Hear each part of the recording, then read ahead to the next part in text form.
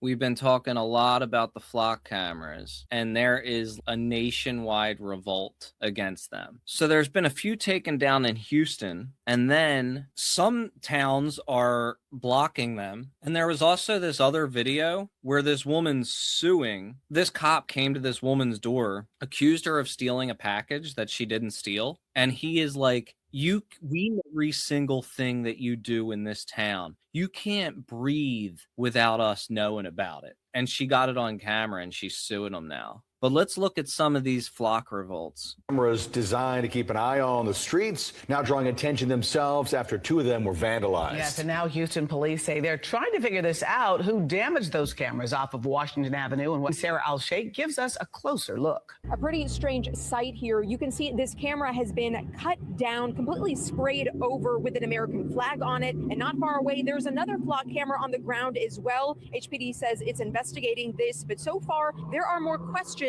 than answers. These cameras, meant to help solve crimes, now becoming the target of one, both cut in half and covered in spray paint. Yeah, I didn't realize that the cameras were there until you actually pointed that out. Juan Rodriguez's business, Spar Houston, is located by Washington Avenue and Westcott, where this happened. These are flock cameras meant to read license plates and alert police if they're connected to crimes. Rodriguez says he didn't see who did this, but he's left wondering why they did. That's what it sounds like it would be. Somebody just... He's left wondering why. It's so hilarious how they try to cover this on the news. The whole country hates these things. If you look at the comments section of any video about this, any news article about this, everybody is like, set these things on fire. And the news is like, this is happening. Protesting, their rights are being violated or something like that. Flock cameras have been used in the city of Houston since 2021, according to the company. The Houston Police Department tells us they were notified these cameras were damaged on the morning of July 4th. As far as the repair costs, HPD says it depends on who is responsible for these specific cameras. While some cameras are installed through city contracts, others are done with neighborhoods or private groups that choose to share footage with police. H couldn't confirm who was responsible for these cameras, only saying this is an ongoing investigation. ABC 13. Yeah, that is very true. The fact that that it's still a mystery who did this kind of shows that those things don't even work to solve crimes. Reached out to Flock asking if they were aware of this situation and what the repair process would look like. They didn't answer those questions, but did say, quote, damaging public safety equipment is illegal and puts the community at risk, which is why we strongly condemn this type of behavior. As far as how often something like this happens, Flock says overall they see very few reports of vandalism. Sarah Al-Sheikh, ABC 13. There is one guy they caught, though, in New Mexico, and he's looking at 18 years. They're like, did you? Yeah, this was me. It's again, I'm taking them down because they're against our rights. Let's take a look. Cameras were destroyed, then replaced with a flag. Police say the man behind the crime cost the city thousands in damages. News 13's Bianca Hoops has that video. That's interesting that this guy did it with flags, too. I'm pretty sure this is a different guy. Yeah, this is New Mexico. That was Houston. A series of vandalized cameras have Rio Rancho police questioning who did it. So that's what our ALPRs were called, the reader and this flag. The same thing happened yesterday off of Meadowlark. When did they do that? I have no idea. Why would they do that? I love it. Police found at least 3 flock cameras, also known as license plate readers, destroyed. The solar panels attached to them were stolen, then a flag was hung on top of the camera poles. See, I feel like he might have screwed himself by stealing the solar panels. A, you get another charge for that, probably. And B, I'm sure they got tracking devices on that. Is there a reason why they're not doing it? I think it's somebody who doesn't like license readers. Within days of the investigation, police pull over and he's got a giant flag on the back of his truck. A truck that matched the description of the car tied to the flock camera incidents. In the car, they find multiple flags that were similar to the ones in the cases. The driver, 44-year-old Jovan Martinez, was arrested for an unrelated warrant and has since then been released. Bro had another warrant and he was out hitting flock cameras. Police say Martinez admitted to the vandalism when they asked about the flags, and he even took videos on his phone every time. OPSEC. You gotta get on your OPSEC, people. Don't take your phone with you if you're doing that. Don't wear anything that will identify you. So all these cameras popping around, the flock camera, they are not ours. Then, within a week, Rio Rancho police got a warrant to look out for some of the missing equipment at Martinez's home, even bringing in a SWAT team because of his criminal history, including Come on, that's not. Yeah, maybe he had a criminal history, but that's a little bit much. assault. After he was already arrested, they sent a SWAT team into his house like it's going to be laced with bombs or something. 3 solar panels and 1 flock camera. Like I said, I threw them in the trash or put them on the side.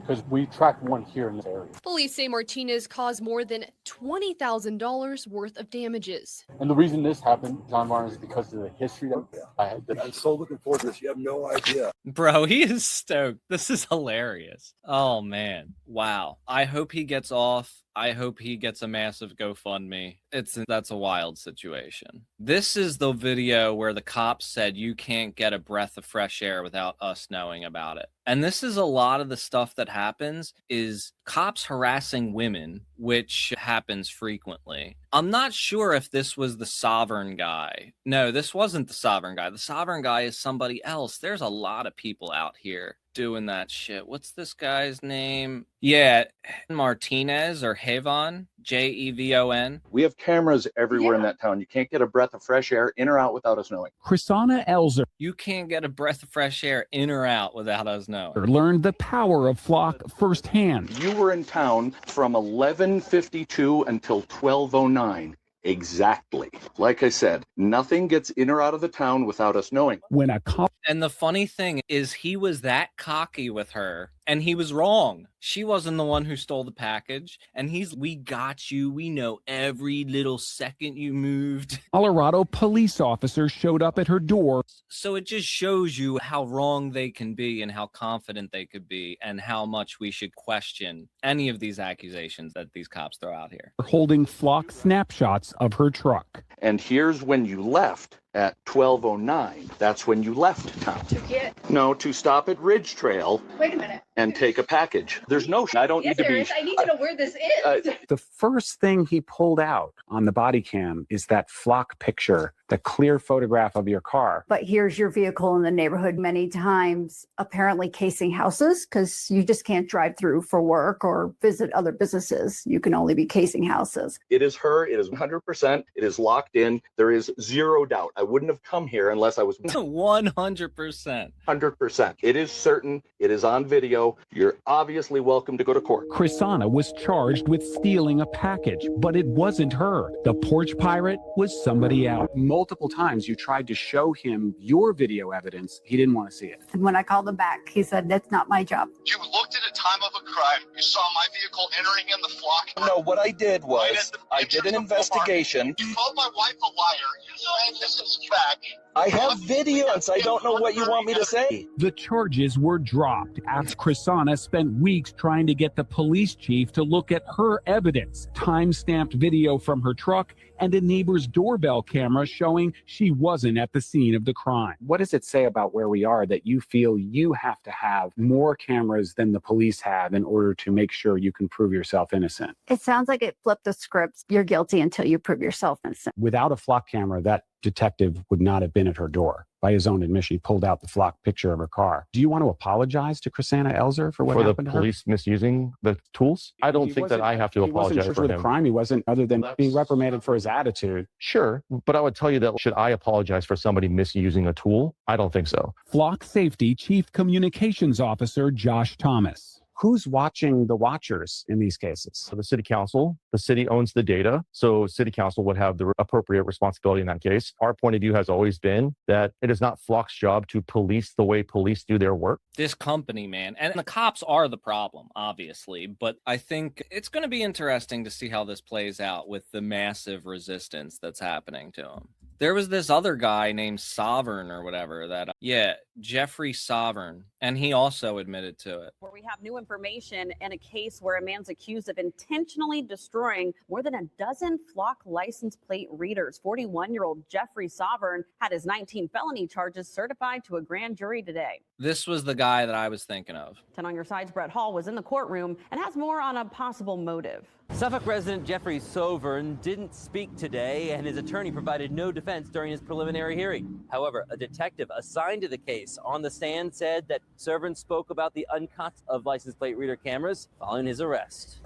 Our cameras were rolling today as Sovern faced the Suffolk police detectives who say he is responsible for destroying more than a dozen flock license plate reader cameras in North Suffolk over a more than 6-month period last year. Over 6 months last year. Damn. Installed in the last decade in the name of safety. Officers say they noticed beginning last April that camera turned facing towards the wood line. That's a very good point, that this kind of technology or slightly more primitive versions of it have been used in like low income neighborhoods forever. I remember like the blue lights in Baltimore for the past 20 years, and they might not have had license plate readers attached to them, but I think that they might have for the past 10 years at least. And then you got the listening devices that they have too for cell phones, Stingrays. Yeah, like I don't think that those blue lights were just CCTV. There was a surveillance element in there too. As time passed, detectives say they found cameras removed entirely, some of them thrown off overpasses onto I-664.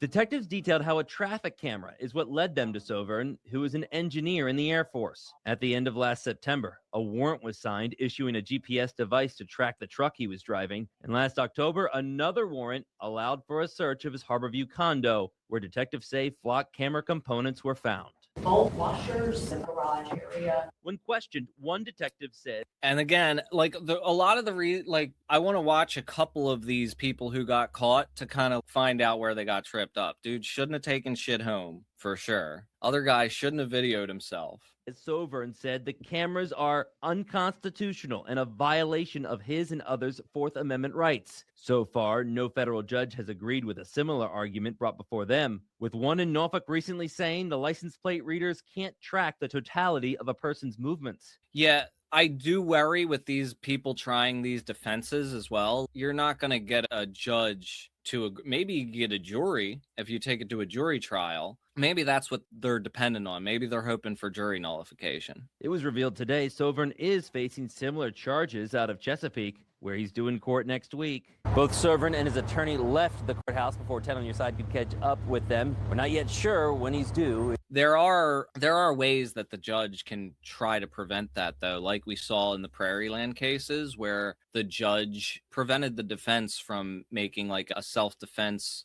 argument.